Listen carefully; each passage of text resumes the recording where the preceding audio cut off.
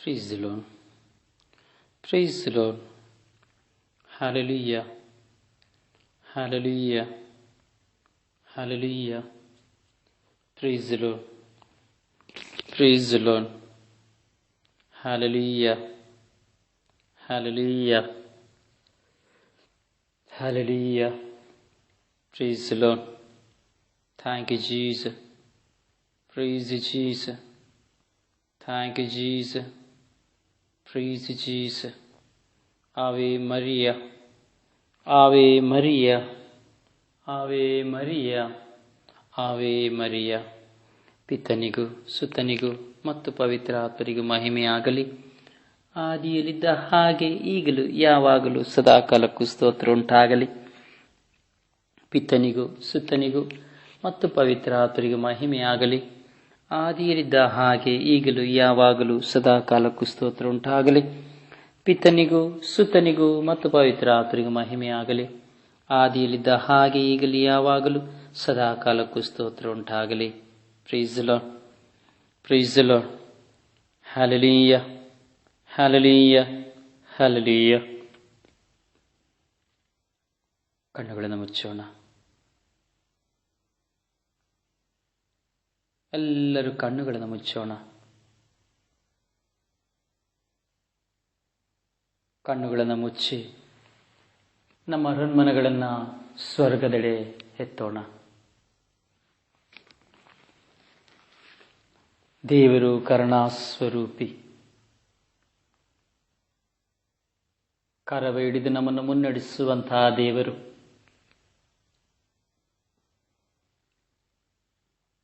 ಸದಾಕಾಲ ನಿನ್ನನ್ನು ಕಾಯುವ ದೇವರು. ಸದಾಕಾಲ ನಿನ್ನ ಮುನ್ನಡೆಸುವ ದೇವರು.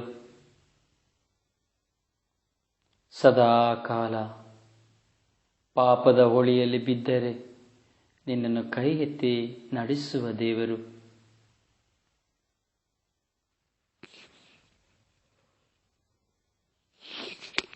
ಸದಾಕಾಲ ನಿನ್ನನ್ನೇ ದೃಷ್ಟಿಸಿ ನೋಡುವ ದೇವರು.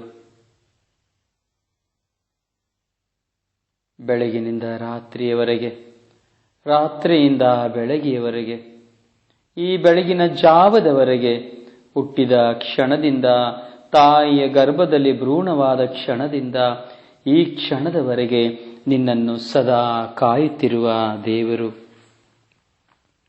ಆ ದೇವರನ್ನೊಂದುಡಿ ನೀ ಸ್ಮರಿಸುವುದಿಲ್ಲವೇ?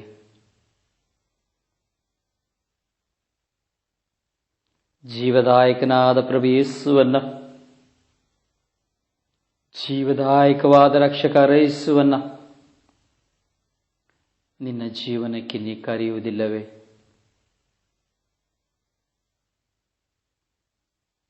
ಈ ತಪಸ್ಸು ಕಾಲದಲ್ಲಿ ನಿನ್ನ ಜೀವನದಲ್ಲಿ ಒಂದು ಮಾದರಿಯನ್ನು ಪ್ರಕಟಿಸಿ, ನಾನು ಯೇಸುವಿನವನು, ಯೇಸುವೇ ನಾನು ನಿನಗೆ ಸ್ವಂತ, ಯೇಸುವೇ ನಾನು ನಿನಗೆ ಸ್ವಂತ ಎಂದು ತನ್ನನ್ನೇ ಸಮರ್ಪಿಸಿಕೊಳ್ಳಲು ಸಿದ್ಧರಾಗೋಣ.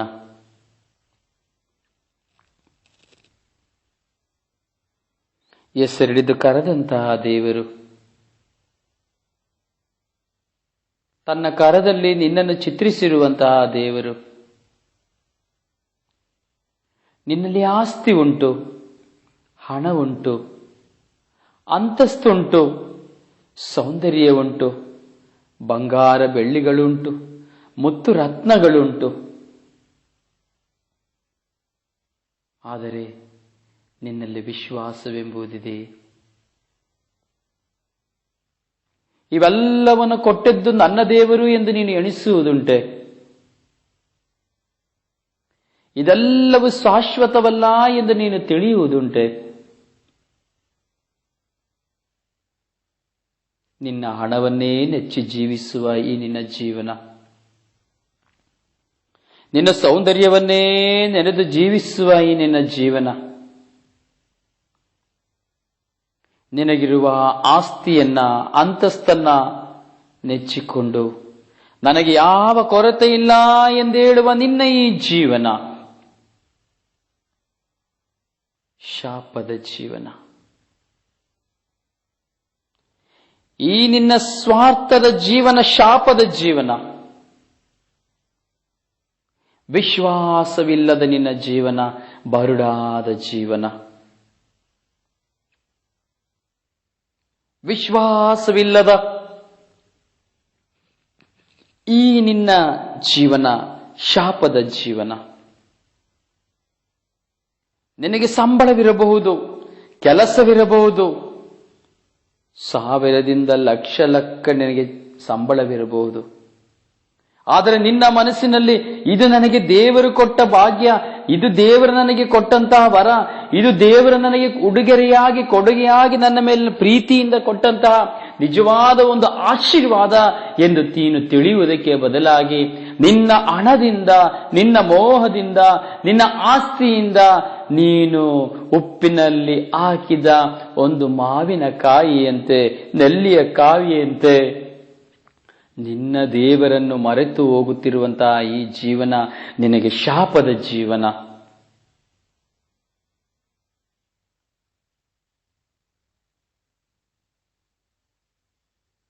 ನಿನ್ನನ್ನು ನೀನು ಅರಿಯದೆ, ಈ ಬೆಳಗಿನ ಜಾವದಲ್ಲಿ ನಿನ್ನ ಕರ್ತರನ್ನು ನೀನು ಅರಿಯದೆ, ನಿನ್ನ ದೇವರ ಪ್ರೀತಿಯನ್ನು ನೀನು ಅರಿಯದೆ, ನಿನ್ನ ದೇವರ ಮಹತ್ಕಾರ್ಯವನ್ನು ನೀನು ಅರಿಯದೆ, ನಿನ್ನ ದೇವನ ಮಹಿಮೆಯನ್ನು ಅರಿಯದೆ, ನಿನ್ನ ಮೇಲೆ ಸುರಿಸಲ್ಪಟ್ಟಿರುವಂತಹ ಕೃಪೆಯನ್ನು ನೀನು ಅರಿಯದೆ, ನಿನ್ನ ಸ್ವಾರ್ಥಕತೆಯಲ್ಲಿ ಒಂದಾಗಿ, ನಿನ್ನ ಸ್ವಾರ್ಥಕತೆಯ ಜೀವನದಲ್ಲಿ ಇದು ನನ್ನದು, ನನ್ನಿಂದ ಎಂದು ನಿನ್ನ ದೇವರನ್ನ ಸೃಷ್ಟಿಕರ್ತನನ್ನು ನೀನು ಮರೆತದ್ದೇ ಆದರೆ ಈ ಜೀವನ ಶಾಶ್ವತದ ಜೀವನವಲ್ಲ, ಈ ಜೀವನ ಶಾಪದ ಜೀವನ.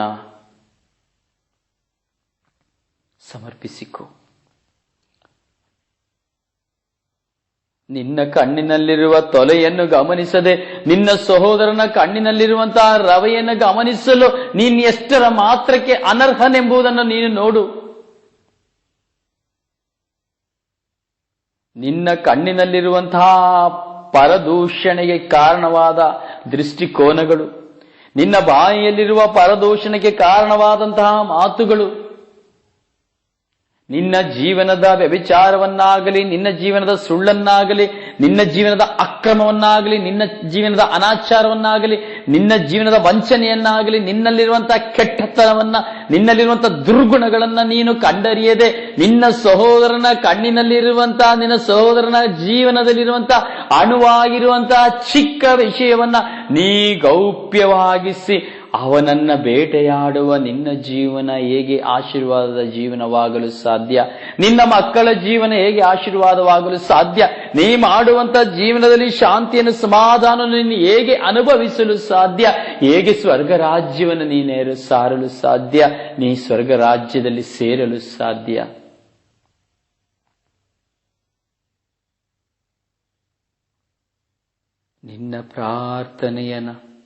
ನಿನ್ನ ಪ್ರಾರ್ಥನೆಯ ಜೀವನವು ನಿನ್ನ ಸರ್ವಶಕ್ತ ದೇವರ ಮುಂದೆ ಧೂಪದಂತೆ ಒಯ್ಯಲ್ಪಡಬೇಕಾದರೆ ನೀ ನಿನ್ನ ಪಾಪವ ಬಿಟ್ಟು, ನೀ ನಿನ್ನ ದುರ್ಗುಣವ ಬಿಟ್ಟು, ನಿನ್ನ ಕಣ್ಣಿನಲ್ಲಿರುವ ತೊಲೆಯ ತೆಗೆಯಲು ಪ್ರಯತ್ನಿಸಿ, ದೇವಾ ನನ್ನನ್ನು ಕ್ಷಮಿಸು ಎಂದು ನೀ ಮೊಣಕಾಲೂರಿ ಈ ಬೆಳಗಿನ ಜಾವದಲ್ಲಿ ನೀ ಪ್ರಾರ್ಥಿಸಿದ್ದೆ ಆದರೆ ಈ ತಪಸ್ಸು ಕಾಲದ ಈ ಪ್ರಾರಂಭ ದಿನವೇ ನಿನಗೆ ಆಶೀರ್ವಾದವಾಗಿ ಮಾರ್ಪಾಡಾಗುವುದು.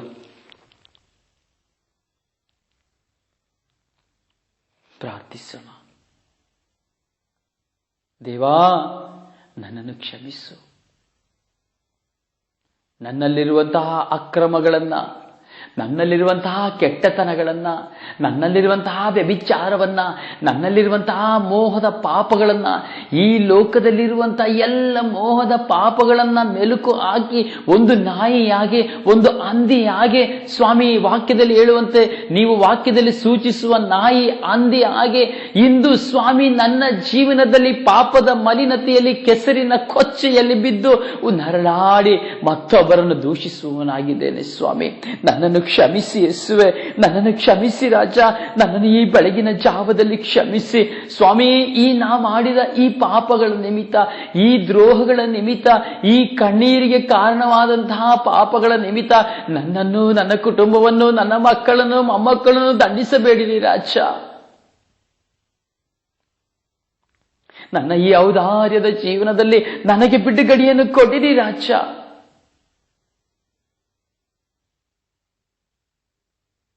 ಹೊಸ ಸೃಷ್ಟಿಯಾಗಿ ಬಾಳಲು, ನನ್ನನ್ನು ಹೊಸ ಮನುಷ್ಯನಾಗಿ ಮಾರ್ಪಡಿಸಲು ನಿನ್ನ ವಾಕ್ಯದ ಶಕ್ತಿಯನ್ನು ನನ್ನೊಳಗೆ ತುಂಬಿರಿ ರಾಜ.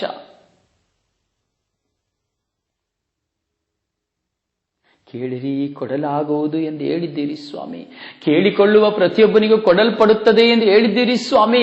ಸ್ವಾಮಿ, ನಿನ್ನ ನಾಮದಲ್ಲಿ ಈ ಬೆಳಗಿನ ಜಾವದಲ್ಲಿ ಈ ಸ್ವರ್ಗೀಯ ಯಾತ್ರೆ ಬ್ಲೆಸ್ಸಿಂಗ್ ಟೈಮ್ ನ ಮೂಲಕವಾಗಿ ಸ್ವಾಮಿ, ಲಕ್ಷಾಂತರ ಮಕ್ಕಳ ಮಧ್ಯದಲ್ಲಿ ನಿಂತು ನಿನ್ನ ನಾಮದಲ್ಲಿ ನಾವು ಪ್ರಾರ್ಥಿಸುವವರಾಗಿದ್ದೇನೆ ಸ್ವಾಮಿ ದೇವ. ಎಲ್ಲಿ ನನ್ನ ನಾಮದಲ್ಲಿ 2-3 ಇದ್ದಾರೋ ಅವರ ಮಧ್ಯದಲ್ಲಿ ನಾನು ಇರುತ್ತೇನೆ ಎಂದು ಹೇಳಿದಿರಿ ಸ್ವಾಮಿ. ಇಂದು ಈ ಬ್ಲೆಸ್ಸಿಂಗ್ ಟೈಮ್ ನ ಮೂಲಕವಾಗಿ ಲಕ್ಷಾಂತರ ಮಕ್ಕಳ ಮಧ್ಯದಲ್ಲಿ ನಿಂತು ಸ್ವಾಮಿ ನಾನು ಪ್ರಾರ್ಥಿಸುವನಾಗಿದ್ದೇನೆ. ಈ ನನ್ನ ಅರ್ಥಸ್ವರ ನಿನ್ನ ಕಿವಿಗಳಿಗೆ ಮುಟ್ಟಲಿ ಸ್ವಾಮಿ. ಈ ನನ್ನ ಕೂಗು ನಿನ್ನ ಕಿವಿಗೆ ಕೇಳಲಿ ಸ್ವಾಮಿ. ಈ ನನ್ನ ಕಣ್ಣೀರು ನಿನ್ನ ಪಾದಗಳನ್ನು ತೊಳೆಯಲಿ ಸ್ವಾಮಿ.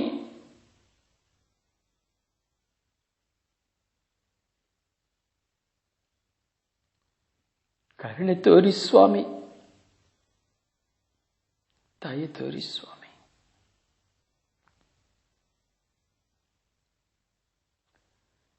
ಕರುಣೆಯ ತೋರೆ ಮಗೆ, ಜೀವಸ್ವರೂಪನೇ.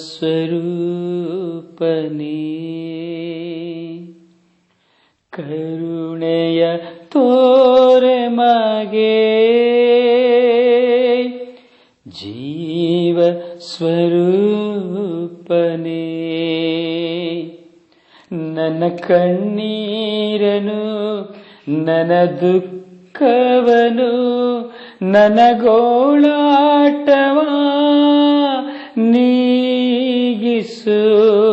ನನ್ನ ಕಣ್ಣೀರನು, ನನ್ನ ದುಃಖವನು, ನನ್ನ ಗೋಳಾಟವ ನೀಗಿಸು ನೀ.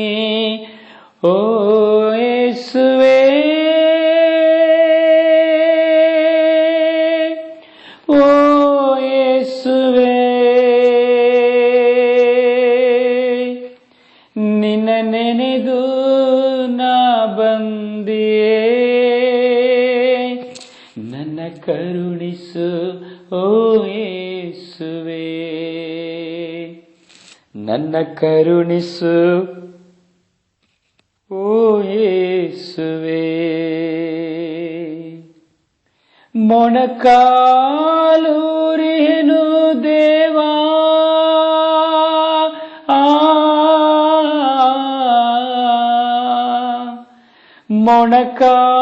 ಮೊಣಕಾಲೂರಿನು ದೇವಾ, ನನ್ನ ಕೈಗಳ ಎತ್ತಿರುವೆ ದೇವಾ.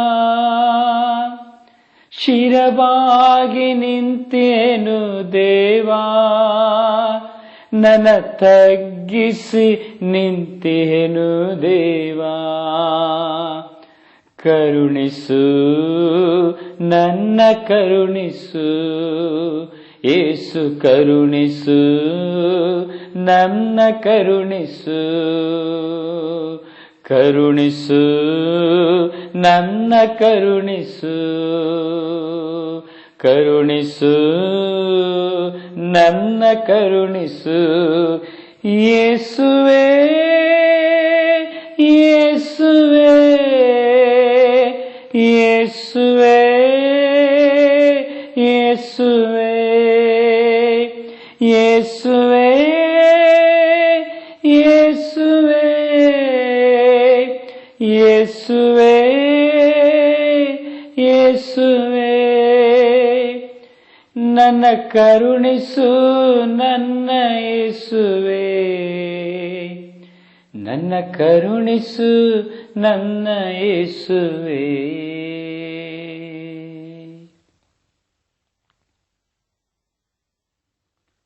ಪರಲೋಕದಲ್ಲಿರುವ ನಮ್ಮ ತಂದೆಯೇ, ನಿಮ್ಮ ನಾಮಕ್ಕೆ ಸ್ತೋತ್ರವಾಗಲಿ. ನಿಮ್ಮ ರಾಜ್ಯ ಬರಲಿ. ನಿಮ್ಮ ಚಿತ್ತ ಪರಲೋಕದಲ್ಲಿ ನೆರವೇರುವ ಪ್ರಕಾರ ಭೂಲೋಕದಲ್ಲಿಯೂ ನೆರವೇರಲಿ. ನಮ್ಮ ಅನುದಿನದ ಆಹಾರವನ್ನು ಇಂದು ನಮಗೆ ಕೊಡಿರಿ. ನಮಗೆ ತಪ್ಪು ಮಾಡಿದವರನ್ನು ನಾವು ಕ್ಷಮಿಸುವ ಪ್ರಕಾರ ನಮ್ಮ ಪಾಪಗಳನ್ನು ಕ್ಷಮಿಸಿರಿ. ನಮ್ಮನ್ನು ಶೋಧನೆಗೆ ಒಳಪಡಿಸದೆ ಕೇಳಿನಿಂದ ನಮ್ಮನ್ನು ರಕ್ಷಿಸಿ. ನಮೋ ಮರಿಯ, ವರಪ್ರಸಾದ ಪೂರ್ಣಿಯೇ, ಕರ್ತರು ನಿಮ್ಮೊಡನೆ ಇದ್ದಾರೆ. ಸ್ತ್ರೀಯರಲ್ಲಿ ನೀವು ಧನ್ಯರು, ಮತ್ತು ನಿಮ್ಮ ಉದರದ ಫಲವಾದ ಯೇಸು ಧನ್ಯರು. ಸಂತ ಮರಿಯ ದೇವಮಾತೆಯೇ, ಪಾಪಿಗಳಾಗಿರುವ ನಮಗಾಗಿ ಈಗಲೂ ನಮ್ಮ ಮರಣದ ಸಮಯದಲ್ಲಿಯೂ ಪ್ರಾರ್ಥಿಸಿರಿ. ಪಿತನಿಗೂ ಸುತನಿಗೂ ಮತ್ತು ಪವಿತ್ರಾತ್ಮರಿಗೂ ಮಹಿಮೆಯಾಗಲಿ, ಆದಿಯಲ್ಲಿದ್ದ ಹಾಗೆ ಈಗಲೂ ಯಾವಾಗಲೂ ಸದಾಕಾಲಕ್ಕೂ ಸ್ತೋತ್ರ ಉಂಟಾಗಲಿ. Praise the lord, praise the lord. Hallelujah, hallelujah, hallelujah, hallelujah, hallelujah, hallelujah, hallelujah. Praise the lord, praise the lord. Thank you Jesus, praise you Jesus.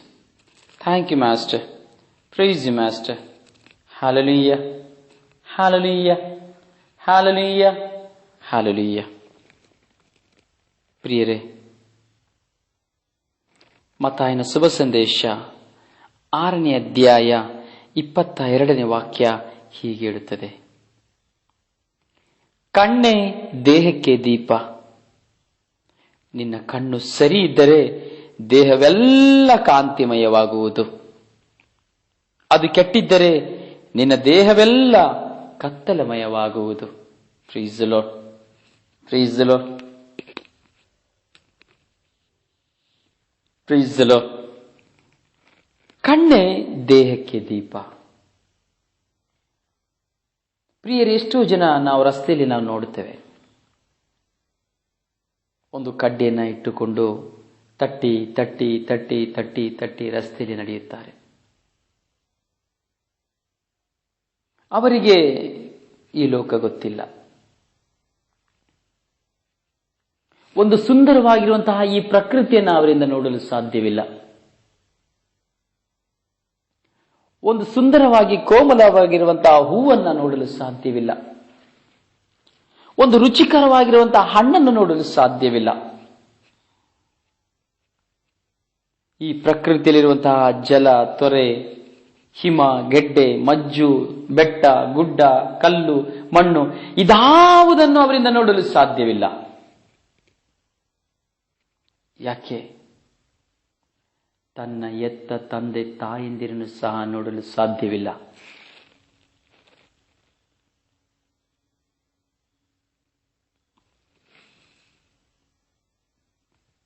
ಆಲೋಚಿಸಬೇಕು. ಈ ಲೋಕದ ಸೃಷ್ಟಿಯನ್ನು ಯಾವುದನ್ನು ಅವರ ಕೈಯಲ್ಲಿ ನೋಡಲಿಕ್ಕೆ ಸಾಧ್ಯವಿಲ್ಲ. ಆದರೂ ಕತ್ತಲಮಯ ಜೀವನದಲ್ಲಿ ಜೀವಿಸುತ್ತಿರುವಂತಹ ಮನುಷ್ಯ, ಕುರುಡನಾಗಿ ಕುರುಡು ಅಂಗಲತೆಯಲ್ಲಿ ಇರುವಂತಹ ಮನುಷ್ಯ ಈ ಲೋಕದಲ್ಲಿ ಜೀವಿಸುತ್ತಾನೆ. ಕೇವಲ ಬರೀ ಕುಟ್ಟುವುದ ಶಬ್ದದ ಮೂಲಕವಾಗಿ, ಸ್ಪರ್ಶದ ಶಕ್ತಿಯ ಮೂಲಕವಾಗಿ ಈ ಲೋಕದಲ್ಲಿ ಜೀವಿಸ್ತಾನೆ. ತಿನ್ನುವ ಅನ್ನ ಯಾವ ಬಣ್ಣ ಇದೆ ಎಂದು ಅವನಿಗೆ ಗೊತ್ತಿಲ್ಲ. ತಿನ್ನುವ ಆಹಾರ ಯಾವ ಬಣ್ಣದಲ್ಲಿದೆ ಎಂಬುದು ಗೊತ್ತಿಲ್ಲ. ಯಾವ ಬಣ್ಣ ಯಾವ ಚಂದವಾಗಿ ಕಾಣುತ್ತದೆ ಎಂದು ಗೊತ್ತಿಲ್ಲ. ಅವನು ಕೆಂಪಗಿದ್ದಾನ, ಬಿಳಿಗಿದ್ದಾನ, ಕಪ್ಪಗಿದ್ದಾನ ಎಂದವನಿಗೆ ಗೊತ್ತಿಲ್ಲ. ಅವನು ಹಾಕುವಂತಹ ಬಟ್ಟೆ ಹೇಗಿದೆ ಎಂದು ಗೊತ್ತಿಲ್ಲ. ಅವನ ತಲೆಯ ಕೂದಲು ಯಾವ ರೀತಿ ಕಪ್ಪಗಿದೆಯಾ, ಹೇಗೆ ಇದೆಯಾ, ರೇಷ್ಮೆ ಅಂತಿದೆಯಾ ಎಂದು ಗೊತ್ತಿಲ್ಲ. ರೇಷ್ಮೆ ಹೇಗಿದೆ ಎಂಬುದು ಗೊತ್ತೇ ಇಲ್ಲ. ಏಕೆಂದರೆ ಅವನ ಕಣ್ಣು ಕತ್ತಲು. ಕಣ್ಣು ಕತ್ತಲಾದರೂ ಸಹ ಅವನು ಈ ಲೋಕದಲ್ಲಿ ಜೀವಿಸುತ್ತಾನೆ. ವಾಸನೆಯ ಮೂಲಕ ಸವಿಯುತ್ತಾನೆ, ಮಾತಿನ ಮೂಲಕ ಸೆಳೆದುಕೊಳ್ಳುತ್ತಾನೆ, ಸ್ಪರ್ಶದ ಮೂಲಕ ಅನುಭವಿಸುತ್ತಾನೆ. ಪ್ರಿಯರೇ, ಇಂತಹ ಭಾಗ್ಯವನ್ನು ದೇವರು ದಾನವಾಗಿ ಆ ಕುರುಡನಿಗೆ ಕೊಟ್ಟಿದ್ದಾರೆ. ಬರೆಯುವ ಬರವಣಿಗೆ ಅವನಿಗೆ ಇಲ್ಲದಿದ್ದರೂ, ಅವನು ಪೆನ್ನನ್ನು ಹಿಡಿದು ಬರೆಯದಿದ್ದರೂ ಸಹ ಚುಕ್ಕಿಗಳ ಸಹಾಯದಿಂದ ಅವ ಓದಬಲ್ಲ, ಹಾಡಬಲ್ಲ, ನುಡಿಸಬಲ್ಲ, ಒಂದು ಹಾಡನ್ನ ಹಾಡಲು ಬಲ್ಲ, ವೀಣೆಯನ್ನ, ಕೀಬೋರ್ಡ್ ಅನ್ನ, ಫ್ಲೂಟ್ ಅನ್ನ, ದಶತಂತಿ ತಾಳಗಳನ್ನ ಅವನು ಮೀಟಬಲ್ಲ. ಯಾಕೆಂದರೆ ಅವನಿಗೆ ಆ ಆರರಿವು ದೇವರಿಂದ ಕೊಡುವಂತಹ ಕೃಪೆಯಾಗಿದೆ. ಯಾವ ಪಾಪದ ಮೈಲಿಗೆಯನ್ನು ರೂಪವನ್ನು ಅವನು ನೋಡುವವನಲ್ಲ, ನೋಡಲು ಅವನಿಂದ ಸಾಧ್ಯವಿಲ್ಲ. ಇದು ಪಾಪವಾದದ್ದು ಎಂದು ಹೇಳಲು ಅವನಿಂದ ಅಸಾಧ್ಯ.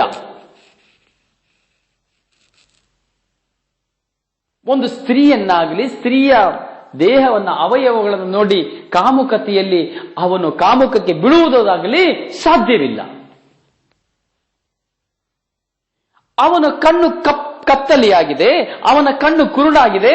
ಆದರೆ ಅವನ ಜೀವನದಲ್ಲಿ ಪಾಪದ ಸಂಚಿಗೆ ಸಾಧ್ಯವಿಲ್ಲ. ಪಾಪವು ಅವನನ್ನು ಬೇಟೆಯಾಡಲು ಹೊಂಚು ಹಾಕಿದರೂ ಸಹ ಅವನಿಗೆ ಪಾಪ ಮಾಡಲು 90% ಸಾಧ್ಯವಿಲ್ಲ.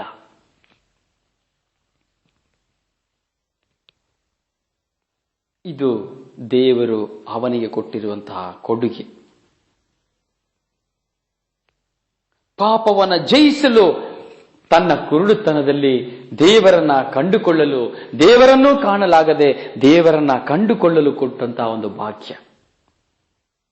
ನೀವು ಡಿವೈನ್ ಧ್ಯಾನ ಮಂದಿರವನ್ನು ನೋಡುವುದಾದ್ರೆ, ಸುಮಾರು 25 ವರ್ಷಗಳಿಂದ ನಾನು ಸಹ ನೋಡ್ತಾ ಇದ್ದೇನೆ. ಈ ಕುರುಡರು, ಕಣ್ಣು ಕಾಣದ ಕುರುಡರು ಒಂದು ಪ್ರಾರ್ಥನೆಯನ್ನು ಮಾಡ್ತಾರೆ. ಅವರು ಪ್ರಾರ್ಥಿಸುವಾಗ ಅವರ ಪ್ರಾರ್ಥನೆ ದೇವರಿಗೆ ಕೇಳಲ್ಪಡುತ್ತದೆ. ನಿನ್ನನ್ನು ನೋಡುವಾಗಲೇ, ಅಂದರೆ ನಿನ್ನನ್ನು ಸ್ಪರ್ಶಿಸಿ ನಿನ್ನನ್ನು ಪ್ರಾರ್ಥಿಸುವಾಗಲೇ ನೀನು ಯಾರು, ನಿನ್ನ ಜೀವನ ಏನೆಂಬುದನ್ನ ಅವರು ಗ್ರಹಿಸಿಕೊಳ್ಳುವಂತ ಜ್ಞಾನ ಶಕ್ತಿಯನ್ನು ದೇವರವರಿಗೆ ಕೊಟ್ಟಿದ್ದಾರೆ. ವಿಶೇಷವಾದ ವರಗಳನ್ನು ದೇವರವರಿಗೆ ಕೊಟ್ಟಿದ್ದಾರೆ. ಅವರ ಕಣ್ಣು ಕುರುಡು, ಅವರು ಕತ್ತಲಲ್ಲಿದ್ದರೂ ಸಹ ಸ್ವರ್ಗವನ್ನ ಕಾಣುವವರಾಗಿದ್ದಾರೆ, ದೇವರನ್ನ ಅರಿತವರಾಗಿದ್ದಾರೆ. ಈ ಲೋಕದ ಯಾವುದರ ಮೇಲೆ ಅವರಿಗೆ ಮೋಹಗಳಿಲ್ಲ. ಈ ಲೋಕದ ಯಾವ ಬಂಗಾರದ ಮೇಲೆ ಅವರಿಗೆ ಚಿಂತೆಗಳಿಲ್ಲ, ಯಾವ ವೈಡೂರ್ಯ ಮುತ್ತುಗಳ ಮೇಲೆ ಅವರಿಗೆ ಚಿಂತನೆಗಳಿಲ್ಲ. ಆಸ್ತಿಯ ಮೇಲೆ, ಜಮೀನಿನ ಮೇಲೆ, ತಿನ್ನುವುದರ ಮೇಲೆ, ಕುಡಿಯುವುದರ ಮೇಲೆ ಅವರಿಗೆ ಇಲ್ಲ. ಅವರು ಕಂಡರಿಯರು, ಆದರೆ ಅವನನ್ನು ಕಂಡರಿಯುವಂತೆ ಮಾಡಲು ಪ್ರೇರೇಪಿಸಿ ಅವನನ್ನು ದುಶ್ಚಟಕ್ಕೆ ಕೊಂಡು ಹೋಗುವುದಕ್ಕೆ ಮಾತ್ರ ಸಾಧ್ಯ. ಅದು ಕೆಲವು ಸೈತಾನ ಪ್ರಚೋದನೆ ತುಂಬಿದಂತಹ ವ್ಯಕ್ತಿಗಳಿಂದ ಮಾತ್ರ. Praise the lord, praise the lord, hallelujah, hallelujah, hallelujah. ಬಾರ್ತಿಮಿಯುಸನು ಹುಟ್ಟು ಕುರುಡನಾಗಿದ್ದ, ಅವನ ಪಾಪವನ್ನು ಅರಿಯದವನಾಗಿದ್ದ, ಪಾಪದ ಕೆಸರಿನಲ್ಲಿ ಬೀಳದವನಾಗಿದ್ದ, ಈ ಲೋಕದಲ್ಲಿರುವುದನ್ನು ಅನುಭವಿಸಲು ಅಸಾಧ್ಯದವನಾಗಿದ್ದ, ಹುಟ್ಟು ಕುರುಡನಾಗಿದ್ದ. ಆದರೆ ಹುಟ್ಟು ಕುರುಡನಾಗಿದ್ದಂತಹ ಬಾರ್ತಿಮಿಯೋಸನು ಪ್ರಭು ಯೇಸುವನ್ನ ಕಂಡರಿತುಕೊಂಡು ಪ್ರಭು ಯೇಸುವಿನ ಸಪ್ಪಳದೊಂದಿಗೆ ತಾನು ಈ ಲೋಕದಲ್ಲಿ ತಾನು ಕುರುಡುತನದಿಂದ ನೀಗಿಸಲು ದೇವರು ಪ್ರಭು ಯೇಸುವನ್ನು ಅವನ ಮುಂದಿಡುವಾಗ ಅವನು ಕಣ್ಣುಗಳನ್ನ ಪಡೆದುಕೊಂಡ. Praise the Lord. ನಾವು ಬರೀ ಕಣ್ಣುಗಳನ್ನ ಪಡೆದುಕೊಂಡ ಎಂಬುದನ್ನು ಮಾತ್ರ ನಾವು ಚಿಂತಿಸುತ್ತೇವೆ. ಆದರೆ ಯಾವಾಗ ಈ ಲೋಕದಲ್ಲಿ ಹುಟ್ಟು ಕುರುಡನಾಗಿದ್ದಂತಹ ಬಾರ್ತಿಮಿಯೋಸನು ತನ್ನ ಕಣ್ಣುಗಳು ಕಂಡ ತಕ್ಷಣ ಅವನ ಕಣ್ಣುಗಳು ಈ ಲೋಕದ ಮೋಹಗಳಿಗೆ ಬಲಿಯಾಗಿ, ಈ ಲೋಕದ ಮೋಹದ ವಸ್ತುಗಳಿಗೆ ಬಲಿಯಾಗಿ, ಈ ಲೋಕದ ಮೋಹದ ಹಣದ ಧನ ಮೋಹಗಳಿಗೆ ಬಲಿಯಾಗಿ, ಈ ಲೋಕದ ಹಲವಾರು ಸ್ತ್ರೀಯರ ಮೋಹಗಳಿಗೆ ಬಲಿಯಾಗಿ, ಈ ಲೋಕದಲ್ಲಿ ಪಾಪದ ಜೀವನಕ್ಕೆ ಬೀಳಲು ಅವನ ಅಂಧತ್ವವು ಮಾಯವಾಗುವಾಗ ಪಾಪದ ಜೀವನಕ್ಕೆ ಬೀಳಲು ಅವನು ಹೆಜ್ಜೆಯನ್ನಿಟ್ಟಿರಬಹುದು. Praise the lord, praise the lord, hallelujah, hallelujah, hallelujah, hallelujah, hallelujah, hallelujah, hallelujah, hallelujah, hallelujah. ಕುರುಡನಾಗಿರುವಾಗ ಅವನ ಜೀವನ ವಿಶ್ವಾಸಭರಿತ ಜೀವನವಾಗಿತ್ತು. ದೇವರನ್ನೇ ಕಂಡುಕೊಳ್ಳುವಂತೆ ಪ್ರಭು ಯೇಸುವೇ ಅವನ ಬಳಿಗೆ ಬಂದು ನಿನ್ನ ಕಣ್ಣುಗಳು ತೆರೆಯಲ್ಪಡಲಿ ಎಫಾತಾ ಎಂದು ನುಡಿದಂತ ಆ ಕ್ಷಣದಲ್ಲಿ ಅವನ ಕಣ್ಣುಗಳು ತೆರೆಯುವಂತೆ ಅನುಗ್ರಹಿಸಿದರು. ಆದರೆ ಕಣ್ಣುಗಳನ್ನು ಪಡೆದು ವಿಶ್ವಾಸದಲ್ಲಿದ್ದಂತಹ ಬಾರ್ತಿಮಿಯೋಸನು ಕಣ್ಣುಗಳನ್ನು ಪಡೆದುಕೊಂಡಾಗ ಅವನ ಜೀವನ ಹೇಗಿದ್ದಿರಬಹುದು? ಒಂದು ಅವಲೋಕನ ಮಾಡಿ ಚಿಂತಿಸಿ ನೋಡಿದರೆ ಅದು ಭಯಂಕರ. ತನ್ನ ಜೀವನದಲ್ಲಿ ಮತ್ತೆ ಪಾಪದ ಬದಿಯಲ್ಲಿ ಬಿದ್ದು ಅಷ್ಟು ವರ್ಷಗಳ ಕಾಲ ಅವನು ಕಣ್ಣಿಲ್ಲದೆ ಇದ್ದು ಪಾಪ ಮಾಡದೆ ಪರಿಶುದ್ಧವನಾಗಿದ್ದವನು ಕಣ್ಣು ಸಿಕ್ಕಿ ಹೋಗುವಾಗ ಅವನು ತನ್ನ ಜೀವನದಲ್ಲಿ ಎಷ್ಟು ಪಾಪಗಳನ್ನು ಮಾಡಿ ಕೊನೆಯ ಗಳಿಗೆಯಲ್ಲಿ ಅವನು ತಪ್ಪನ್ನು ಮಾಡಿದ ಪಕ್ಷದಲ್ಲಿ, ತಪ್ಪನ್ನು ಮಾಡಿದಂತ ದಿನದಲ್ಲಿ ತನ್ನ ದೇವರ ಮುಂದೆ ಕುಳಿತು ಅವನು ಭಿನ್ನಯಿಸಿರುವುದು, ದೇವಾ ಯಾಕೆ ನನಗೆ ಈ ಕಣ್ಣನ್ನು ಕೊಟ್ಟೆ? ಈ ಕಣ್ಣಿನ ಮೂಲಕವಾಗಿ ನಾನು ಎಷ್ಟು ಪಾಪವನ್ನು ಮಾಡಿದೆ, ಈ ಕಣ್ಣಿನ ಮೂಲಕವಾಗಿ ನಾನು ಎಷ್ಟು ಕ್ರೂರತನದಲ್ಲಿ ನಡೆದುಕೊಂಡೆ, ಈ ಕಣ್ಣಿನ ನಿಮಿತ್ತವಾಗಿ ಎಷ್ಟು ಕೆಟ್ಟದ್ದನ್ನು ಮಾಡಿದೆ, ಈ ಕಣ್ಣಿನ ನಿಮಿತ್ತವಾಗಿ ಎಷ್ಟು ಸ್ತ್ರೀಯರ ವ್ಯಭಿಚಾರವನ್ನು ಮಾಡಿದೆ, ವ್ಯಭಿಚಾರ ಜೀವನದಲ್ಲಿ ಬಿದ್ದೆ. ಸ್ವಾಮಿ, ಈ ಕಣ್ಣು ನನಗೆ ಯಾಕೆ ಸಿಕ್ಕಿತು ಎಂಬುದಾಗಿ ಆ ಬಾರ್ತಿಮಿಯಸ್ಸನ್ನು ತನ್ನ ಜೀವನದಲ್ಲಿ ಪಶ್ಚಾತ್ತಾಪ ಪಟ್ಟದ್ದುಂಟು. ಯೇಸುವನಿಗೆ ಕಣ್ಣನ್ನು ಮಾತ್ರ ಕೊಟ್ಟರು, ಪವಿತ್ರಾತ್ಮರನ್ನ ಕೊಡ್ಲಿಲ್ಲ. ಯೇಸು ಬಾರ್ತಿಮಿಯಸ್ಸನಿಗೆ ದೃಷ್ಟಿಯನ್ನು ಮಾತ್ರ ಕೊಟ್ಟರು, ಅವನಲ್ಲಿ ವಿಶ್ವಾಸವನ್ನು ಕೊಡಲಿಲ್ಲ. ಅವನು ಕೇಳಿದ್ದು, ಸ್ವಾಮಿ ಈ ಕಣ್ಣು ತೆರೆಯುವಂತೆ ಮಾಡು ಎನ್ನುವುದಾಗಿ ಮಾತ್ರ ಕೇಳಿದ. ಸ್ವಾಮಿ ಈ ಕಣ್ಣಲ್ಲಿ ಕಂಡು, ಸ್ವಾಮಿ ಈ ಕಣ್ಣನ್ನು ತೆರೆಯುವಂತೆ ನನ್ನ ವಿಶ್ವಾಸವನ್ನು ತೆರಿ, ನಿನ್ನನ್ನು ಹಿಂಬಾಲಿಸುವಂತೆ ಮಾಡು ಎಂದು ಹೇಳಲಿಲ್ಲ.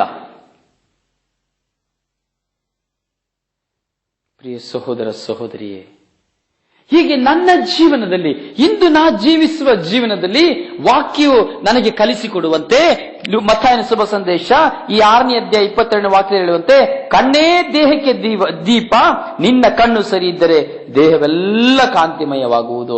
ಹೀಗೆ ಕಣ್ಣು ಕಾಣದವನನ್ನು ನಾವು ಚಿಂತಿಸಿದೆವು, ಕಣ್ಣು ಕಾಣದೇ ಇದ್ದಂತಹ ಬಾರ್ತಿಮಿಯೋಸನನ್ನು ಚಿಂತಿಸಿದೆವು. ಕಣ್ಣು ಕಂಡ ನಂತರ ಆ ಬಾರ್ತಿಮಿಯೋಸನ ಪಶ್ಚಾತ್ತಾಪದಿಂದ, ದೇವಾ ಈ ಕಣ್ಣುಗಳು ಯಾಕೆ, ಈ ಕಣ್ಣುಗಳನ್ನು ಕಿತ್ತು ಹಾಕು ಎಂದು ಹೇಳುವುದನ್ನು ನಾವು ಚಿಂತಿಸಿದೆವು. ಆದರೆ ಈಗ ನಾವು ನೋಡೋಣ, ನಿನಗೆ ದೇವರು ಈ ಕಣ್ಣನ್ನು ಕೊಟ್ಟಿರುವುದರಿಂದ, ನನಗೆ ದೇವರು ಈ ಕಣ್ಣನ್ನು ಕೊಟ್ಟಿರುವುದರಿಂದ, ಈ ಕಣ್ಣಿನ ನಿಮಿತ್ತವಾಗಿ ನಾನು ಯಾವ ರೀತಿಯಾಗಿ ಜೀವಿಸುತ್ತಾ ಇದ್ದೇನೆ? ಈ ಕಣ್ಣಿನಿಂದ ನಾನು ಇಂದು ನಿಜವಾಗಿ ಸಮಾಧಾನವನ್ನು ಪಡೆದುಕೊಳ್ತಾ ಇದ್ದೇನಾ? ಈ ಕಣ್ಣಿನಿಂದ ನಿಜವಾಗಿ ನನಗೆ ಸಂತೋಷವಿದೆಯಾ? ಈ ಕಣ್ಣಿನಿಂದ ನನಗೆ ನೆಮ್ಮದಿ ಇದೆಯಾ? ಈ ಕಣ್ಣಿನಿಂದ ನಿಜವಾಗಿ ನನಗೆ ಜಯವಿದೆಯಾ? ಈ ಕಣ್ಣಿನ ಮೂಲಕವಾಗಿ ನಾನು ನಿಜವಾಗಿ ಏನನ್ನು ಅನುಭವಿಸ್ತಾ ಇದ್ದೇನೆ? ಯಾಕೆಂದ್ರೆ ನಿನ್ನ ಕಣ್ಣೇ ದೇಹಕ್ಕೆ ದೀಪ. ನೋಡಿ, ದೇಹಕ್ಕೆ ದೀಪ. ನಿನ್ನ ಜೀವನಕ್ಕೂ ದೀಪ. ನೀನು ಮಾಡುವ ಕೆಲಸದಲ್ಲಿಯೂ ಅದು ದೀಪ, ನೀನು ನುಡಿಯುವ ಮಾತಿನಲ್ಲೂ ಅದು ದೀಪ. ಪ್ರಿಯ ಸಹೋದರ ಸಹೋದರಿಯೇ, ನಿನ್ನ ಕಣ್ಣು ಕೆಟ್ಟದ್ದಾಗಿರೋ ದೇಹವೆಲ್ಲ ಕೆಟ್ಟದಾಗಿರುತ್ತದೆ. ಯಾವಾಗ ನನ್ನಲ್ಲಿ ಬರೀ ಕೆಟ್ಟದನ್ನು ಚಿಂತಿಸ್ತೇನೆ, ಈ ದೇಹ ಕೆಟ್ಟದಾಗ್ತಾ ಹೋಗ್ತದೆ. ಯಾವಾಗ ಕೆಟ್ಟದ್ದನ್ನು ನನ್ನಲ್ಲಿ ಶೇಖರಿಸಿಟ್ಕೊಳ್ತೇನೆ, ಈ ಆತ್ಮದ ಆಲಯವಾಗಿರುವ ಈ ದೇಹ ನಾಶವಾಗ್ತಾ ಹೋಗ್ತದೆ.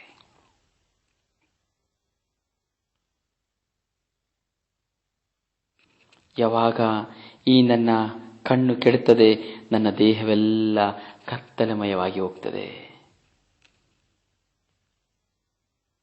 ಹೀಗಿರುವಾಗ ನಿನ್ನೊಳಗಿರುವಂತಹ ಬೆಳಕೆ ಕತ್ತಲೆಯಾದರೆ ಅದೆಂತಹ ಕರಾಳ ಕತ್ತಲೆಯಾಗಿರಬಹುದು ಎಂಬುದಾಗಿ ದೇವರ ವಾಕ್ಯ ಹೇಳ್ತದೆ. ನಿನ್ನೊಳಗಿರುವಂತಹ ಬೆಳಕೆ ಕತ್ತಲೆಯಾದರೆ, ಕಣ್ಣು ಮಾತ್ರ ಅಲ್ಲ, ನಿನ್ನೊಳಗಿರುವಂತಹ ಬೆಳಕು, ನಿನ್ನ ಆತ್ಮದ ಬೆಳಕು, ನಿನ್ನ ವಿಶ್ವಾಸದ ಬೆಳಕು, ನಿನ್ನ ನಡೆನುಡಿಯ ಒಳ್ಳೆಯ ಬೆಳಕು ಕತ್ತಲೆಯಾಗಿ ಹೋದರೆ ಅದೆಂತಹ ಕರಾಳ ಕತ್ತಲೆ. ಕಣ್ಣು ಕತ್ತಲೆ ಆದರೂ ಪರವಾಗಿಲ್ಲ, ಆದರೆ ನಿನ್ನ ಕಣ್ಣು ಕಂಡು ನಿನ್ನ ದೇಹವು ಕತ್ತಲೆಯಾಗಿ ನಿನ್ನೊಳಗಿರುವುದೆಲ್ಲವೂ ಬೆಳಕಲ್ಲ ಕತ್ತಲೆಯಾಗಿ ನಿನ್ನಲ್ಲಿ ಒಳ್ಳೆತನವಿಲ್ಲದೆ ಕೆಟ್ಟತನದಿಂದ, ಕ್ರೂರತನದಿಂದ, ಅಸೂಯೆಯಿಂದ, ವಂಚನೆಯಿಂದ, ಮೋಸದಿಂದ, ಕಳ್ಳತನದಿಂದ, ಕಪಟತನದಿಂದ, ಕೆಡುಕಿನಿಂದ, ಎಲ್ಲಾ ವಿಧವಾದ ಮಲಿನತೆಗಳಿಂದ ನಿನ್ನ ದೇಹವನ್ನ, ನಿನ್ನ ಮನಸ್ಸನ್ನ, ನಿನ್ನ ಆತ್ಮವನ್ನ, ನಿನ್ನ ಹೃದಯವನ್ನ, ನಿನ್ನ ಚಿಂತನೆಯನ್ನ, ನಿನ್ನೊಳಗಿರುವಂತ ಸಕಲವನ್ನ ನೀನು ಕತ್ತಲೆಯಾಗಿಸಿಕೊಳ್ಳುವಾಗ ಕರಾಳ ಕತ್ತಲೆಯಾಗಿರುತ್ತದೆ ಎಂಬುದಾಗಿ ದೇವರ ವಾಕ್ಯ ಹೇಳುತ್ತದೆ. ಪ್ರಿಯ ಸಹೋದರ ಸಹೋದರಿಯರೇ, ನೀವು ಇತರರ ಬಗ್ಗೆ ತೀರ್ಪು ಕೊಡಬೇಡಿ. ಯಾಕೆ ಇತರರಿಗೆ ತೀರ್ಪು ಕೊಡ್ತೀರಿ? ಆಗ ದೇವರು ನಿಮಗೂ ತೀರ್ಪು ಕೊಡುವುದಿಲ್ಲ. ನೀವು ಇತರರ ಬಗ್ಗೆ ಕೊಡುವ ತೀರ್ಪಿಗೆ ಅನುಗುಣವಾಗಿಯೇ ದೇವರು ನಿಮಗೆ ತೀರ್ಪು ಕೊಡುವರು. ಇತರರಿಗೆ ನೀವು ಕೊಟ್ಟ ಅಳತೆಯಲ್ಲಿಯೇ ದೇವರು ನಿಮಗೂ ನನಗೂ ಅಳೆದು ಕೊಡ್ತಾರೆ. ಅದಕ್ಕೆ ವಾಕ್ಯ ಹೇಳ್ತದೆ, ಮತ್ತಾಯನ ಶುಭ ಸಂದೇಶ 7ನೇ ಅಧ್ಯಾಯ ನಾವು 1ನೇ ವಾಕ್ಯದಿಂದ ನಾವು ನೋಡುವಾಗ 5ನೇ ವಾಕ್ಯದಲ್ಲಿ ಹೇಳ್ತದೆ, ನಿನ್ನ ಕಣ್ಣಿನಲ್ಲಿರುವ ದಿಮ್ಮಿಯನ್ನು ನೋಡದೆ ನಿನ್ನ ಸಹೋದರನ ಕಣ್ಣಿನಲ್ಲಿರುವ ಅಣುವನ್ನು ನೀನು ಗಮನಿಸುವುದೇಕೆ? ನಿನ್ನ ಕಣ್ಣಿನಲ್ಲಿ ಎಷ್ಟು ತೋರವಾದದ್ದು ಇಟ್ಟುಕೊಂಡಿದ್ಯಾ, ನಿನ್ನ ಜೀವನದಲ್ಲಿ ಎಷ್ಟು ದೊಡ್ಡ ಸಮಸ್ಯೆಯನ್ನು ಇಟ್ಟುಕೊಂಡಿದ್ಯಾ, ನಿನ್ನ ಜೀವನದಲ್ಲಿ ಎಷ್ಟು ಕೆಟ್ಟ ಚಟವನ್ನು ಇಟ್ಟುಕೊಂಡಿದ್ಯಾ, ನಿನ್ನ ದೇಹದಲ್ಲಿ ನಿನ್ನ ಜೀವನದಲ್ಲಿ ಎಂತಹ ಮಾರಕವಾದದನ್ನು ಇಟ್ಟುಕೊಂಡಿದ್ಯಾ, ನಿನ್ನ ಜೀವನದಲ್ಲಿ ಕಸ ತುಂಬಿದ ಕೊಳುತು ಹೋದು ನಾರಸವಾಗಿ ವಾಸನೆ ಹೊಡಿತಾ ಇದೆ, ನಿನ್ನಲ್ಲಿಯೇ ತುಂಬಿ ತುಡುಕುವಂತಹ ಕೆಟ್ಟತನ ದುರ್ವಾಸನೆ ಹೊರಗೆ ಬರ್ತಾ ಇದೆ. ನಿನ್ನಲ್ಲಿಯೇ ಕೆಟ್ಟತನವನ್ನು ಇಟ್ಟುಕೊಂಡು ಒಂದೇ ಒಂದು ಚಿಕ್ಕ ಸಣ್ಣ ತಪ್ಪನ್ನು ಮಾಡುವ, ಒಬ್ಬನ ಕೊರತೆಯನ್ನು ತೆಗೆದು ನೀನು ಭಾಷಣ ಬಿಗಿದು ಅವನನ್ನು ನಿರಾಕರಿಸಿ ಅವನನ್ನು ಅವಮಾನಪಡಿಸಿ ನಾನು ಮಾಡುವುದು ಸರಿ ನೀನು ಮಾಡುವುದು ಸರಿಯಲ್ಲ, ನೀನು ಸರಿಯಲ್ಲ ಎಂದು ನೀನು ಮುದ್ರೆ ಹೊಂದಿದ್ದೆ. ಆದರೆ ನಿನ್ನ ಜೀವನ ಕತ್ತಲೆಮಯವಾದ ಜೀವನದ ಶಾಪಕರವಾಗಿರುತ್ತದೆ. Price the lord. ನಿನ್ನ ಕಣ್ಣಿನಲ್ಲಿರುವಂತಹ ತೊಲೆಯನ್ನು ನೋಡು. ನಿನಗೆ ಕಣ್ಣು ಬಿಡ್ಲಿಕ್ಕೆ ಆಗುವುದಿಲ್ಲ, ನಿನಗೆ ಕಣ್ಣು ಬಿಡ್ಲಿಕ್ಕೆ ಆಗುದಿಲ್ಲ, ಮತ್ತೆ ಇನ್ನೇಗೆ ಅವನ ಕಣ್ಣಲ್ಲಿರೋ ರವೆನ ತೆಗಿಲಿಕ್ಕೆ ಆಗ್ತದೆ? ನಿನ್ನ ಜೀವನನೇ ಸರಿಯಿಲ್ಲ, ಮತ್ತೊಬ್ಬರ ಜೀವನ ಹೇಗೆ ನಿನ್ನ ಸರಿಪಡಿಸಲಿಕ್ಕೆ ಆಗ್ತದೆ? ಮತ್ತೊಬ್ಬರ ಒಳ್ಳೆಯ ತನವನ್ನ ನೋಡಿ ಅಸೂಯೆ ಪಡುವಂತಹ ನೀನು, ಮತ್ತೊಬ್ಬರ ಪ್ರಾಮಾಣಿಕತೆಯನ್ನು ನೋಡಿ ಅವರನ್ನ ತುಳಿಯಲು ಪ್ರಯತ್ನಿಸುವ ನೀನು, ಮತ್ತೊಬ್ಬನ ಏಳಿಗೆಯನ್ನು ನೋಡಿ ಅವನನ್ನ ನಾಶ ಮಾಡಲು ಪ್ರಯತ್ನಿಸುವ ನೀನು ಕೊಳ್ಳೆಗೆ ಸೋರೆಯಾಗಿ ಹೋಗುವೆ. ಇರುವಂತಹ ಬೆಳಕು ನಿನ್ನ ಜೀವನದಲ್ಲಿ ಸಂಪೂರ್ಣವಾಗಿ ನಾಶವಾಗಿ ಹೋಗುವುದು. ನಿನ್ನ ಕಣ್ಣು ನಿನ್ನ ಸಹೋದರನ ಕಣ್ಣನ್ನು ನೋಡುವಾಗ ನಿನ್ನ ಕಣ್ಣಿನಲ್ಲಿರುವುದನ್ನು ಮೊದಲು ನೋಡು, ಆಮೇಲೆ ಅವನ ಕಣ್ಣಿನಲ್ಲಿರುವಂತಹ ಸಣ್ಣ ರವೆಯ ಅಣುವನ್ನ ತೆಗೆಯಲು ಪ್ರಯತ್ನಿಸು. ಮತ್ತೊಬ್ಬರನ್ನ ಟೀಕಿಸಿ ನಿನಗೇನಾದರೂ ಸಿಗುವ ಲಾಭವಾದರೆ ಏನು? ನಿನ್ನ ಕಣ್ಣಿನಲ್ಲಿ ಒಂದು ದಿಮ್ಮಿಯೇ ಇರುವಾಗ ಮತ್ತೊಬ್ಬನನ್ನು ಕರೆದು ನಿನ್ನ ಕಣ್ಣಿನಲ್ಲಿರುವಂತಹ ಅಣುವನ್ನು ನಾನು ತೆಗೆಯುತ್ತೇನೆ ಎಂದು ಹೇಳುವುದಾದರೆ ನೀನು ಎಷ್ಟು ದಡ್ಡನಾಗಿದ್ದೀಯ ಎಂಬುದನ್ನು ಯೋಚನೆ ಮಾಡು. ಅದಕ್ಕೆ ವಾಕ್ಯ ಹೇಳ್ತದೆ, ಎಲೈ ಕಪಟಿಯೇ, 7:5 ಹೇಳ್ತದೆ, ಎಲೈ ಕಪಟಿಯೇ, ಮೊದಲು ನಿನ್ನ ಕಣ್ಣಿನಲ್ಲಿರುವ ದಿಮ್ಮಿಯನ್ನು ತೆಗೆದು ಹಾಕು, ಅನಂತರ ನಿನ್ನ ಸಹೋದರನ ಕಣ್ಣಿನಿಂದ ಅಣುವನ್ನು ತೆಗೆಯಲು ನಿನ್ನ ಕಣ್ಣು ನಿಚ್ಚಾಳವಾಗಿ ಕಾಣುವುದು. ಮೊದಲು ನಿನ್ನ ಕಣ್ಣಿನಲ್ಲಿರುವಂತಹ ದಿಮ್ಮಿಯನ್ನು ತೆಗೆದುಹಾಕು. ದಿಮ್ಮಿ ಅಂದ್ರೆ ಗೊತ್ತಲ್ಲ, ದೊಡ್ಡದು, ಕಣ್ಣೇ ತೆಗಿಲಿಕ್ಕಾಗುವುದಿಲ್ಲ. ಮೊದಲು ನಿನ್ನ ಕಣ್ಣಿಲಿರುವಂತಹ ದಿಮ್ಮಿಯನ್ನು ತೆಗೆದುಹಾಕು. ನಿನ್ನ ಜೀವನವನ್ನು ಬದಲಾಯಿಸು, ನಿನ್ನ ನಡೆಯನ್ನು ಬದಲಾಯಿಸು, ನಿನ್ನ ನುಡಿಯನ್ನು ಬದಲಾಯಿಸು, ನಿನ್ನ ಕಾರ್ಯವನ್ನು ಬದಲಾಯಿಸು. ತದನಂತರ ಮತ್ತೊಬ್ಬನಿಗೆ ಅಡ್ವೈಸ್ ಕೊಡು. ಇಲ್ಲದಿದ್ದರೆ ಅವನು ನಿನ್ನನ್ನು ಚೀಮಾರಿ ಮಾಡುತ್ತಾನೆ. ಎಲ್ಲರ ಮುಂದೆ ನಿನ್ನ ಅವಮಾನಕ್ಕೆ ಕಾರಣವಾಗ್ತೀಯ. ಅದಕ್ಕೆ ಸ್ವಾಮಿ ತುಂಬಾ ಚೆನ್ನಾಗಿ ಹೇಳ್ತಾರೆ, ಪವಿತ್ರವಾದದ್ದನ್ನು ನಾಯಿಗಳಿಗೆ ಹಾಕಬೇಡಿ, ಒಳ್ಳೆಯದನ್ನ ನಾಯಿಗಳಿಗೆ ಹಾಕಬೇಡಿ. ಯಾರಾದರೂ ಬಿಸಿ ಬಿಸಿ ಬಿರಿಯಾನಿ ಮಾಡಿ ನಾಯಿಗೆ ಹಾಕ್ತೇವಾ? ಹಾಕುದಿಲ್ಲ. ಒಳ್ಳೆ ಚಿಕನ್ ಕಬಾಬ್ ಫ್ರೈ ಮಾಡಿ ನಾಯಿಗೆ ಹಾಕ್ತೇವಾ? ಹಾಕುದಿಲ್ಲ. ಒಂದು ಬಂಗಾರದ ನೆಕ್ಲೆಸ್ ಮಾಡಿ ನಾಯಿಗೆ ಹಾಕ್ತೇವಾ? ಹಾಕುದಿಲ್ಲ. ಇಲ್ಲ ಒಂದು ಒಳ್ಳೆ ಫಸ್ಟ್ ಕ್ಲಾಸ್ ಆಗಿ ಪ್ಯಾಂಟ್ ಶರ್ಟ್ ಹೊಲಿದು ನಾಯಿಗೆ ಹಾಕ್ತೇವಾ? ಹಾಕುದಿಲ್ಲ. ಪವಿತ್ರವಾದದ್ದನ್ನು ನಾಯಿಗಳಿಗೆ ಹಾಕಬೇಡಿ. ಅವು ನಿಮ್ಮ ಮೇಲೆ ತಿರುಗಿ ಬಿದ್ದು ನಿಮ್ಮನ್ನು ಸೀಡಿ ಬಿಟ್ಟಾವು. ಅದಕ್ಕೆ ಗೊತ್ತಿಲ್ಲ ನಾಯಿ ಅದು. ನೋಡಿ, ವಾಕ್ಯ ನಮ್ಮನ್ನ ನಾಯಿ ಎಂಬುದಾಗಿ ಹೇಳ್ತದೆ. ವಾಕ್ಯವೇ ಹೇಳ್ತದೆ ನಮ್ಮ ಸ್ವಭಾವ ಆ ನಾಯಿಯ ಸ್ವಭಾವದಂತೆ. ನಾಯಿ ಏನ್ ಮಾಡ್ತದೆ? ರಸ್ತೆಯಲ್ಲಿ ಹೋಗ್ತಾ ಇದ್ರು, ಸುಮ್ಮನೆ ಹೋಗ್ತಾ ಇದ್ರು ಗುರ್ರ ಅಂತದೆ. ಹಾಗೆ ನಿಮ್ಮಲ್ಲಿ ನನ್ನಲ್ಲಿ ಕೆಲವರು ಬರೀ ಎಲ್ಲರನ್ನ ಬರೀ ಗುರುಗುಟ್ಟದೇ ಕೆಲಸ, ಬರೀ ತಪ್ಪುಡುಕದೇ ಕೆಲಸ, ಯಾರು ನೋಡಿದ್ರು ಅವ್ರ ಮೇಲೆ ಜಗಳ ಮಾಡೋದೇ ಕೆಲಸ, ಯಾರು ನೋಡಿದ್ರು ದೂಷಿಸೋದೇ ಕೆಲಸ, ಯಾರು ನೋಡಿದ್ರೆ ಯಾರ ಮೇಲೆ ಅಪವಾದ ಹೇಳೋದೇ ಕೆಲಸ. ನಾಯಿಯ ಬುದ್ಧಿ, ಬೀದಿ ನಾಯಿಯ ಬುದ್ಧಿ, ಹುಚ್ಚು ನಾಯಿಯ ಬುದ್ಧಿ. ಯಾರನ್ನ ಕಚ್ಚಬೇಕು ಅಂತ ಕಾಯ್ತಾ ಇರ್ತಾರೆ. ನೋಡ್ತಿರಲ್ಲ, ಈ ಬೀದಿಲಿ ಹುಚ್ಚು ನಾಯಿ ಬಂದರೆ ಯಾರಾದ್ರೂ ಕಚ್ಚಲಿಕ್ಕೆ ಬರೋದು ಏನ್ ಮಾಡ್ತಾರೆ? ಮೊದಲು ಅದನ್ನ ಒಡೆದು ಸಾಯಿಸ್ತಾರೆ. ನೋಡ್ತಾರೆ, ಒಬ್ಬರಿಗೆ ಇಬ್ಬರಿಗೆ ನೋಡ್ತಾರೆ, ಕೊನೆಗೆ ಏನ್ ಮಾಡಿದ್ರೆ ಒಡೆದು ಸಾಯಿಸಿಬಿಡ್ತಾರೆ. ಹಾಗೆ ನಿನ್ನನ್ನ ಒಂದು ದಿನ ಒಡೆದು ಸಾಯಿಸುವರು. ನೀನು ನಾಯಿಯಾಗಿ ಸಹನೆಯಿಂದಿರುವವರ ಮುಂದೆ, ಸಹನೆಯಿಂದ ನಡೆಯುವವರ ಮುಂದೆ ನೀನು ಗೊರ್ರೆಂದು ನಿನ್ನ ಅಹಂಕಾರದ ಮಾತುಗಳನ್ನು ಆಡುತ್ತಾ, ನಿನ್ನ ಅಹಂಕಾರದ ನಡೆಯಿಂದ, ನಿನ್ನ ಹಣದ ಮದದಿಂದ, ಆಸ್ತಿಯ ಮದದಿಂದ, ನಿನ್ನ ಸಂಬಳದ ಮದದಿಂದ ನೀನು ಗರ್ರೆಂದೇಳಿ ಹುಚ್ಚಿನ ನಾಯಿಯಾಗಿ ರಸ್ತೆಯಲ್ಲಿ ಸುಮ್ಮನೆ ಹೋಗುವನೆಲ್ಲ ನೀನು ಕೂಗಿ ಬೊಬ್ಬೆ ಹಾಕುತ್ತಾ ಇದ್ದಾರೆ. ಒಂದು ದಿನ ನಿನ್ನನ್ನು ಒಡೆದು ಸಾಯಿಸಿಬಿಡ್ತಾರೆ. ಏನ್ ಮಾಡ್ತಾರೆ? ಬೀದಿ ನಾಯಿಗಳಿಗೆ ಇಂಜೆಕ್ಷನ್ ಹಾಕಿ ಸಾಯಿಸ್ತಾರೆ, ಕೆಲವರು ಹುಡುಕಿ ಹೋಗಿ ಒಡೆದು ಸಾಯಿಸ್ತಾರೆ. ನಮ್ಮೂರಿನೆಲ್ಲ ಹುಚ್ಚು ನಾಯಿ ಬಂದ್ರೆ ಸಾಕು, ಇಲ್ಲ ಯಾವ್ದಾದ್ರೂ ನಾಯಿ 2 ಸಾರಿ ಬರ್ರದ ಬೊಗಳಿದ್ರೆ ಸಾಕು, ದೊಡ್ಡ ಒಂದು ಕಡ್ಡಿಯನ್ನ ತೆಗೆದುಕೊಂಡು ಹೋಗಿ ರಪ್ಪಾರನೆ ಅದರ ಬೆನ್ನ ಮೇಲೆ ಹೊಡೆದು ಸಾಯಿಸಿಬಿಡ್ತಾರೆ. ನಿನ್ನನ್ನ ಒಂದು ದಿನ ನಿನ್ನ ಕ್ರೂರತನದ ನಿಮಿತ್ತವಾಗಿ ಎಲ್ಲರ ಮುಂದೆ ನೀನು ಕ್ರೂರಿಯಾಗಿ, ಒಂದು ನಾಯಿಯಾಗಿ ನೀನು ಒಬ್ಬೊಬ್ಬರ ಮೇಲೆ ಮತ್ತೊಬ್ಬರ ಮೇಲೆ ವೈರಾಗ್ಯತನದಿಂದ, ನಿನ್ನಲ್ಲಿರುವಂತಹ ಕೆಟ್ಟತನದಿಂದ, ಕತ್ತಲೆತನದ ಜೀವನದಿಂದ, ನಿನ್ನ ಮನಸ್ತಾಪದ ಜೀವನದಿಂದ ಎಲ್ಲರ ಮೇಲೆ ನೀನು ಕೆಂಡ ಕಾರುತ್ತ ನಾಯಿಯಾಗಿ ಅಲೆದಿದ್ದಾದರೆ ಒಂದು ದಿನ ನಿನ್ನ ಜೀವನ ನಾಶವಾಗಿ ಹೋಗುವುದು. ನಾವು ಬೈಬಲ್ನ ಪುಟದಲ್ಲಿ ನಾವು ನೋಡುವಾಗ, ಹಳೆ ಒಡಂಬಡಿಕೆಯಲ್ಲಿ ನೋಡುತ್ತೇವೆ, ಒಬ್ಬನ ರಕ್ತವನ್ನ ನಾಯಿ ನೆಕ್ತದೆ. ದೇವರ ವಾಕ್ಯ ಹೇಳ್ತದೆ, ನಾಳೆ ಇದೇ ದಿನದಲ್ಲಿ ಅವನ ರಕ್ತವನ್ನ ನಾಯಿ ನೆಕ್ಕುತ್ತದೆ ಎಂಬುದಾಗಿ. ನಾಳೆ ಇದೇ ದಿನದಲ್ಲಿ ಅವನ ರಕ್ತವನ್ನ ನಾಯಿ ನೆಕ್ಕುತ್ತದೆ ಎಂಬುದಾಗಿ ಹೇಳ್ತದೆ. ಅದೇ ರೀತಿ ಮಾರನೇ ದಿನ ಅವನ ರಕ್ತವನ್ನ ನಾಯಿ ನೆಕ್ತದೆ. ನಿನ್ನ ರಕ್ತವನ್ನ ಯಾವತ್ತು ನಾಯಿ ನೆಕ್ತದೆ ಅಂತ ಗೊತ್ತಿಲ್ಲ. ಕಾರಣ ನಿನ್ನಲ್ಲಿರುವಂತಹ ಕ್ರೂರತನ, ನಿನ್ನಲ್ಲಿರುವಂತಹ ಪಂಡತನ. ಕಳೆದ ದಿನದಲ್ಲಿ ನಾವು ನೋಡಿದ್ದೇವೆ, ಒಂದು ಕಡೆ ಒಂದು ಕೊಲೆ ಆಯಿತು. ಅವನ ಕತ್ತನ್ನ ತುಂಡರಿಸಿದ್ರು. ಕೆಲವು ವಾಟ್ಸಪ್ ಅಲ್ಲೂ ಉಂಟು, ಮತ್ತೆ ಫೇಸ್ಬುಕ್ ಅಲ್ಲೂ ಉಂಟು, ಇಂಟರ್ನೆಟ್ ಅಲ್ಲೂ ಉಂಟು. ಒಬ್ಬನ ತಲೆಯನ್ನ ಕಡಿದು ಹೊರಗೆ ಹಾಕುವಾಗ, ಆ ಮುಂಡ 2 ಬೇರೆ ಆಗುವಾಗ ನಾಯಿ ಹೋಗಿ ಆ ರಕ್ತವನ್ನ ನೆಕ್ಕಿ ಆ ನಾಯಿಯ ಮುಖ ಕೆಂಪಗಾಗಿರುವಂತಹ ಚಿತ್ರಣವನ್ನು ನಾವು ನೋಡಿದ್ದೇವೆ. ಪ್ರಿಯ ಸಹೋದರ ಸಹೋದರಿಯೇ, ಒಂದು ದಿನ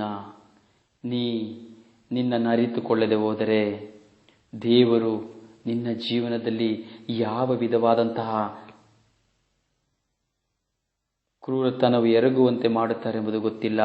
ದೇವರು ಕ್ರೂರತನವನ್ನು ಎಸಗಲಿಕ್ಕೆ ದೇವರು ಒಪ್ಪುವುದಿಲ್ಲ. ಆದರೆ ಅದರ ನಿಮಿತ್ತವಾಗಿ, ನಿನಗೆ ವಿರುದ್ಧವಾಗಿ, ನಿನ್ನಲ್ಲಿರುವಂತಹ ಕುರುಡುತನದ ನಿಮಿತ್ತವಾಗಿ, ನಿನ್ನಲ್ಲಿರುವಂತಹ ಕೆಟ್ಟತನದ ನಿಮಿತ್ತವಾಗಿ, ನಿನ್ನಲ್ಲಿರುವಂತಹ ಅಂಧತೆಯ ನಿಮಿತ್ತವಾಗಿ, ನಿನ್ನಲ್ಲಿರುವಂತಹ ಅಹಂಕಾರದ ನಿಮಿತ್ತವಾಗಿ ನಾನು ಯಾರನ್ನು ಬಿಡುವುದಿಲ್ಲ, ನಾನು ಯಾರಿಗೂ ಸೋಲುವುದಿಲ್ಲ, ನನ್ನನ್ನು ಯಾರು ಏನು ಮಾಡುವುದಕ್ಕಾಗುವುದಿಲ್ಲ, ನಾನಿರದು ಏನು ಮಾಡಲಿಕ್ಕೆ ಆಗ್ತದೆ, ನನ್ನ ಮುಂದೆ ಬರಲಿ, ನಾನು ನೋಡಿಕೊಳ್ಳುತ್ತೇನೆ ಎಂದು ಹೇಳುವಾಗ ನಿನಗೆ ಎದುರಾಗಿರುವಂತ, ನಿನಗೆ ಸಪೋರ್ಟ್ ಮಾಡುವಂತ, ನಿನ್ನ ಜೊತೆ ಇರುವಂತ ಸೈತಾನನೇ ನಿನ್ನನ್ನು ಪಬ್ಲಿಕ್ ರಸ್ತೆಯಲ್ಲಿ ನಿನ್ನನ್ನು ಕೊಂದರಿಸಲು, ರಕ್ತಪಾತ ಮಾಡಲು ಸಂಚು ಮಾಡುವನು.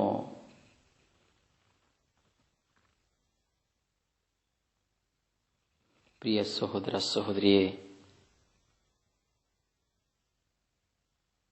ಇನ್ನೊಂದು ಸ್ವಾಮಿ ವಾಕ್ಯವನ್ನು ಹೇಳ್ತಾರೆ, ಮುತ್ತುಗಳನ್ನು ಹಂದಿಗಳ ಮುಂದೆ ಚೆಲ್ಲಬೇಡಿ. ಮುತ್ತುಗಳನ್ನ ಹಂದಿಗಳ ಮುಂದೆ ಚೆಲ್ಲಬೇಡಿ. ಹೋಳಿ, ಒಂದು ಕಡೆ ನಾಯಿ, ಇನ್ನೊಂದು ಕಡೆ ಮುತ್ತು, ಹಂದಿ, ಇನ್ನೊಂದು ಕಡೆ ಕತ್ತಿಯ ಬಗ್ಗೆ ಹೇಳ್ತಾರೆ.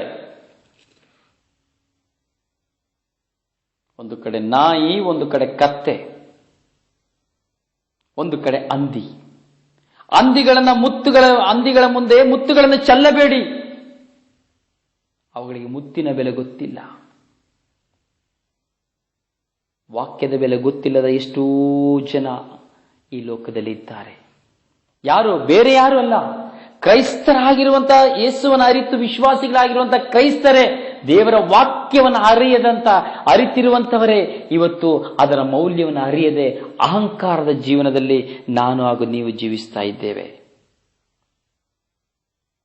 ಮುತ್ತಾಗಿರುವ ದೇವರ ವಾಕ್ಯವನ್ನು ಗಮನಿಸದೆ, ವಾಕ್ಯವನ್ನು ಹಿಂಬಾಲಿಸದೆ, ವಾಕ್ಯಕ್ಕೆ ವಿರುದ್ಧವಾಗಿ ಹೋರಾಡುತ್ತಾ, ವಾಕ್ಯವನ್ನು ಕೊಡುವರ ವಿರುದ್ಧವಾಗಿ ಹೋರಾಡುತ್ತಾ, ಪ್ರವಾದಿಗಳಿಗೆ ವಿರುದ್ಧವಾಗಿ ಹೋರಾಡುತ್ತಾ, ಗುರುಗಳಿಗೆ ವಿರುದ್ಧವಾಗಿ ಹೋರಾಡುತ್ತಾ ಇಂದು ಕ್ರೂರ ಬೀದಿ ನಾಯಿಗಳಂತೆ ವರ್ತಿಸುವವರಿದ್ದಾರೆ.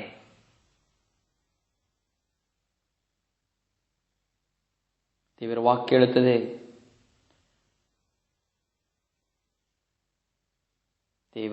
ಹೇಳುತ್ತದೆ, ನಿನ್ನನ್ನು ಮುಟ್ಟಿದವರು ನನ್ನ ಕಣ್ಮಣಿಯನ್ನೇ ಮುಟ್ಟಿದಂತೆ.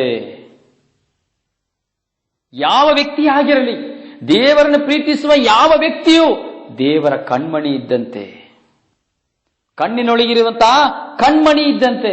ದೇವರನ್ನು ಪ್ರೀತಿಸುವ ಯಾವ ಮಗನು, ಅವನು ಪ್ರವಾದಿಯಾಗಿರಬಹುದು, ಪ್ರೇಷಿತನಾಗಬಹುದು, ಗುರುವಾಗಬಹುದು, ಯಾವ ವ್ಯಕ್ತಿ ಆಗಿರಬಹುದು, ದೇವರನ್ನು ಪ್ರೀತಿಸುವವರೆಲ್ಲರೂ ದೇವರ ಕಣ್ಮಣಿಗಳಾಗಿರುತ್ತಾರೆ. ಆದರೆ ಆ ಕಣ್ಮಣಿಗಳನ್ನ ಮುಟ್ಟುವಂತ, ಆ ಕಣ್ಮಣಿಗಳನ್ನ ಉಪದ್ರವ ಮಾಡುವಂತ ಯಾವ ವ್ಯಕ್ತಿಯು ತನ್ನ ಜೀವನದಲ್ಲಿ ಸಂತೋಷವನ್ನು ಕಾಣಲು ಸಾಧ್ಯವಿಲ್ಲ.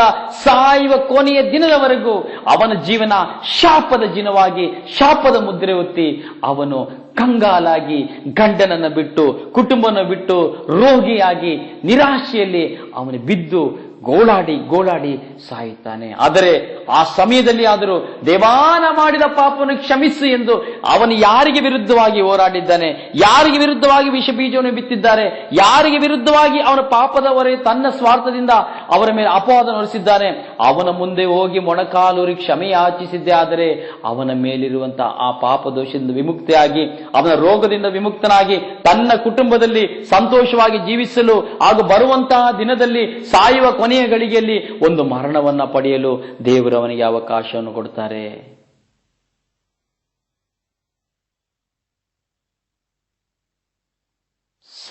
ಸತ್ಯವನ್ನ ನಾವು ಅರಿತುಕೊಳ್ಳಬೇಕು.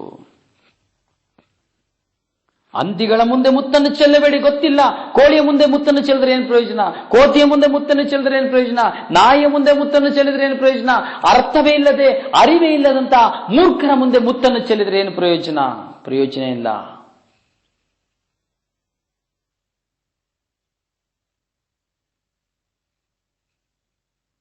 ಹಂದಿಗಳಾಗಿದ್ದೇವೆ ನಾನು ಮತ್ತು ನೀವು ಹಂದಿಗಳಾಗಿದ್ದೇವೆ.